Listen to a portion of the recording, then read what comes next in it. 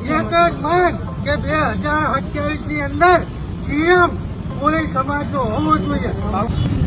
જીતુ જમણવાર એના વિસ્તારમાં જે મીટિંગ નું આયોજન કરવામાં આવ્યું હતું ને એનો માત્ર એક જ હેતુ શું કે જીતુ જમણવારે જે લુખ્ખો હતો ને જયરાજ એનો સમર્થનમાં આવ્યો અને ખરેખર આ જે સંમેલન થયું ને એ જીતુ જમણવારના કાન ભેગો કરવા માટે અને હવે પછી છતાં ઇઝ માસ્ટર કિંગ એટલે 2027 ની અંદર ભાજપ કોંગ્રેસ આમ આદમી બધું જ વાડમાં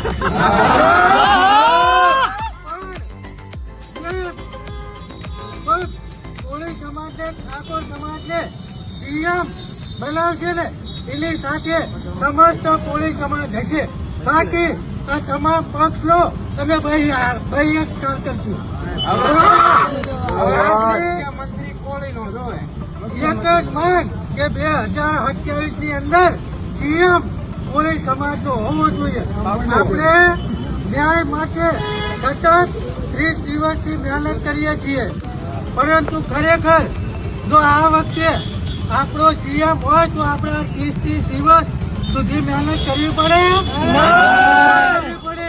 એટલે હું કહું છું કે જે સરકાર આપણો મુખ્યમંત્રી બનાવે ને એ સરકાર સાથે સમસ્ત કોળી અને ઠાકોર સમાજ છે. જય જય માનધાતા. શા માટે પસંદ કરવામાં આવ્યો? સમાજના મતથી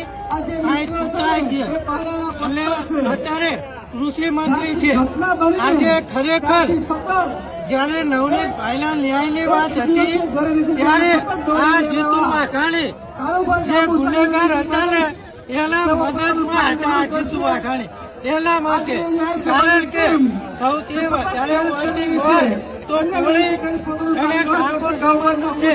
તેમ છતાં વિપક્ષની અંદર હતા અને ખરેખર ગુજરાતનો કાયદો એવું કે છે કે હંમેશા અન્યાય કરતો હોય તો આપણે ન્યાય મળવો જોઈએ, પરંતુ જીતુ વાઘાણી બચાવવાના પ્રયાસમાં હતા અને એના માટે જીતુ વાઘાણી એટલે કે જીતુ જમણવારમાં આ કાર્યક્રમ